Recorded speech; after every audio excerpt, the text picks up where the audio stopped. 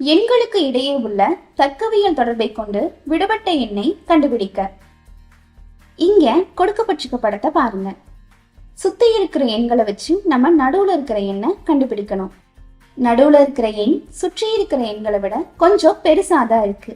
அப்போ இங்க நம்ம கூட்டல் இல்லைன்னா பெருக்கல் செயலியை பயன்படுத்தலாம். நேரடியா அந்த முறைகள்ல நமக்கு விடை கிடைக்கலன்னா நம்ம மூளைவிட்ட எண்களை கூட்டியோ அல்லது பெருக்கியோ விடை கொண்டு வரலாம். அந்த முறையை பயன்படுத்தி கணக்கு எப்படி போடுறது அப்படிங்கிறத மேம் இப்போ சொல்லி தருவாங்க. முதல் படத்துல பாருங்க, மொத்தம் 5 எண்கள் இருக்கு.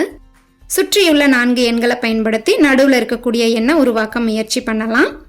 இப்போ மூளை விட்ட எண்களை எடுத்துக்கலாம்.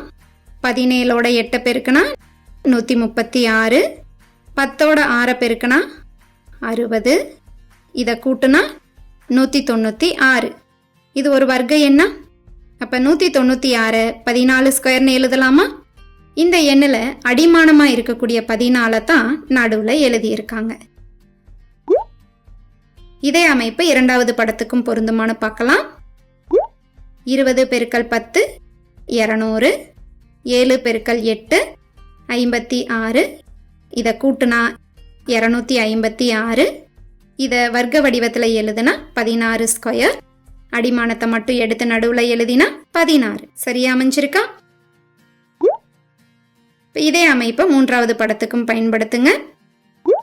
18 பெருக்கல் 15 270, 19 பெருக்கல் 9 171, இதை கூட்டுனா 441.